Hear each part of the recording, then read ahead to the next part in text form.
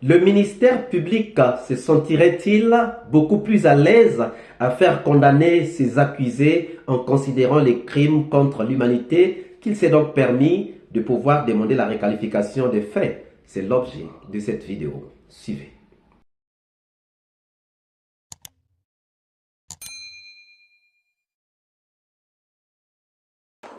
Des personnes qui préparent des contenus numériques qui ont monté ces vidéos, Monsieur le Président. À partir du moment où ces vidéos ont été manipulées, il y a même des sous-titres pour certaines vidéos. Nous ne pouvons pas, à notre avis, considérer ces vidéos comme des scellés, comme des preuves. C'est impossible.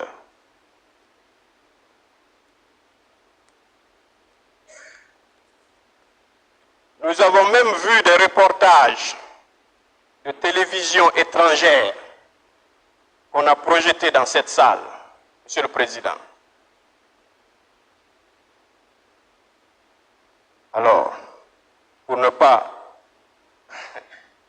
puisque vous l'avez dit qu'il s'agit simplement d'apprécier, de faire des observations sur les vidéos, donc voici les observations que j'avais à faire à propos et des audios et des vidéos qui ont été projetées dans cette salle. Je vous remercie. Ma remarque est très simple. C'est que, en visionnant des images et à la suite des audios, je ne vois pas un élément de l'armée régulière identifié en train de commettre des exactions. Toumba, ici, tout le monde a regardé Aboubacar Diakité du Toumba. Moi, je ne l'ai pas vu en train de violenter. Voilà mon observation. Et que il y a des infiltrés, des hommes autres que l'armée régulière. Donc s'il faut rester dans l'esprit de l'article 497, je voudrais qu'il y ait vraiment une identification certaine, précise. Voilà ce que j'ai observé, M. le Président. On en c'est ça. Bonjour, bonsoir, cela dépend de l'heure à laquelle vous regardez cette vidéo. Bienvenue si vous nous découvrez pour une première fois. C'est encore un plaisir, comme d'habitude pour moi, de venir devant vos écrans pour vous exposer nos analyses de Soleil d'Afrique. Comme on est en train de le dire depuis donc le début de cette série de vidéos que nous avons dédiées à la requalification des faits qui a été demandée par le ministère public. Comme on le disait souvent dans nos vidéos passées, il y a une opposition entre le ministère public soutenu par les partis civils et de l'autre côté la défense. Et cette opposition porte sur la requalification des faits. Aujourd'hui, la question que nous nous posons est de savoir, est-ce que le ministère public se sentirait-il beaucoup plus à l'aise pour faire condamner les accusés ou pour confirmer ses charges contre les accusés en optant pour la requalification des faits en crime contre l'humanité? Nous pensons que ce n'est pas aujourd'hui que le ministère public a commencé à demander la requalification. Nous avons dit dans la première vidéo que la requalification avait été déjà demandée dès le premier jour du procès. Sauf que le soubassement qu'avait le tribunal n'avait rien de crime contre l'humanité, puisque le tribunal a travaillé à base du rapport de la commission d'enquête nationale indépendante, qui n'avait pas qualifié les événements du 28 septembre comme étant des crimes contre l'humanité. Si le tribunal s'était basé sur le rapport de la commission internationale de l'ONU, qui avait déjà qualifié ces événements comme étant crimes contre l'humanité, nous croyons que ça allait déjà être dès le début de ce procès.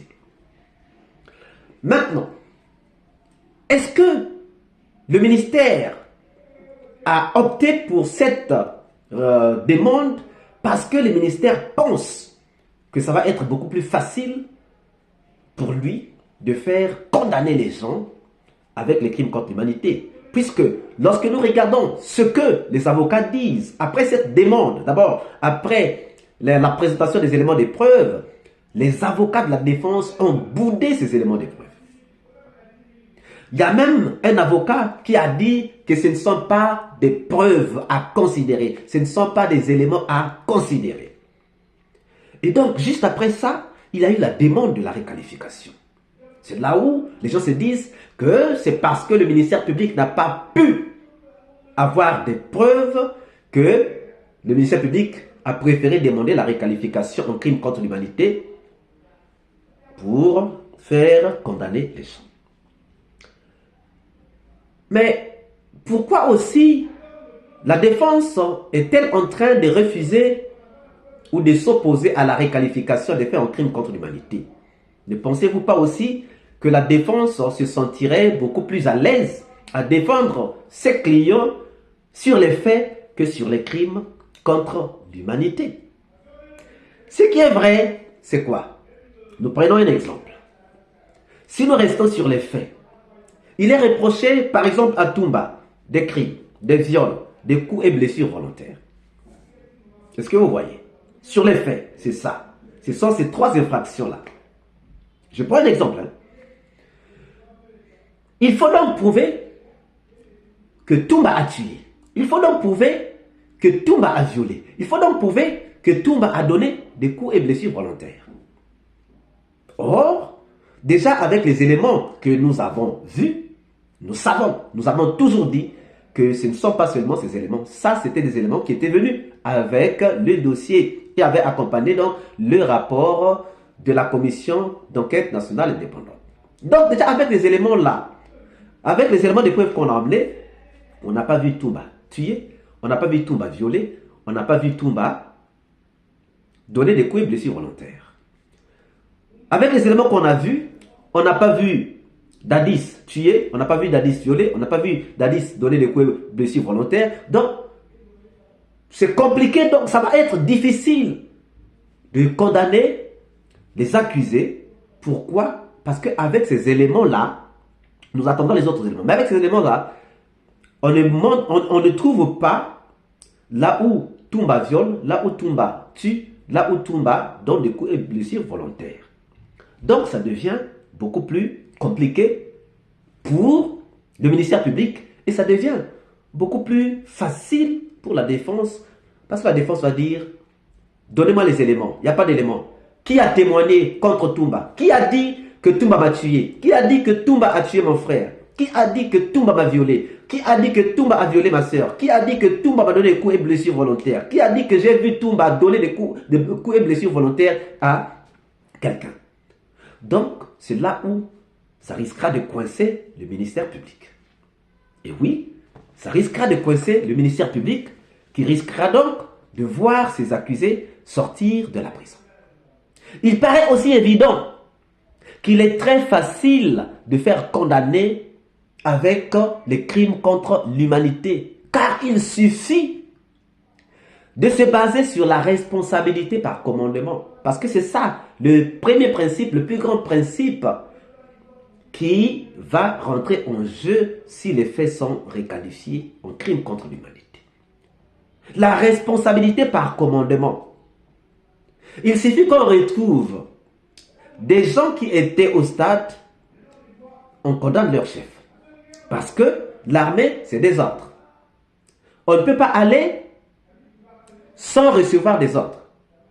On ne peut pas détenir une arme sans avoir été doté par l'armée, sans avoir été doté par son chef.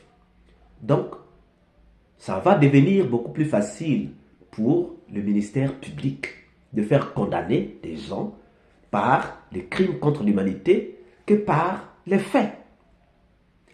Et entre le chemin le plus facile et le chemin le plus difficile, quel chemin allez-vous chercher à emprunter? Ça sera toujours le chemin le plus facile. Les arguments des uns et des autres ne sont-ils pas pour se ranger du côté le plus facile? Est-ce que la défense n'est pas en train d'utiliser ses arguments pour se ranger du côté qui lui sera beaucoup plus facile? Est-ce que le ministère public et les partis civils, ne sont pas en train de donner leurs arguments pour se ranger du côté qui leur sera beaucoup plus facile? Comment tous les juristes chevronnés n'arrivent-ils pas à interpréter les textes de loi de la même manière? D'un côté, on dit que c'est la Cour suprême avait refusé la réqualification. De l'autre côté, on dit non, ce n'était pas les réqualifications, mais c'était l'inculpation de Bienvenu Lama et de Mathurin Bangoura. Pourquoi n'arrive-t-il pas à nous dire la vérité? Pourquoi n'arrive-t-il pas à dire que c'était vraiment l'inculpation de Bienvenu Lama et Mathurin Bangoura dont a parlé la Cour suprême, ou encore c'était la réqualification demandée par le ministère public dont a parlé la Cour suprême? Pourquoi ces juristes-là, qui ont étudié le même droit, qui ont étudié dans les mêmes écoles sûrement, n'arrivent-ils pas à nous donner une version unanime? Donc, c'est là où nous nous disons que chacun est en train de tirer la couverture de son côté. Ne pensez-vous pas? Nous attendons vos réponses dans les commentaires. Si cette vidéo vous a plu, ne manquez pas de laisser vos pouces bleus, de commenter, de partager. Si vous n'êtes pas encore abonné, c'est le moment de vous abonner, surtout de ne pas manquer d'activer la cloche de notification afin d'être averti à temps réel de toutes nos prochaines publications. Quant à moi, je vous dis à très bientôt pour une nouvelle capsule. Ciao!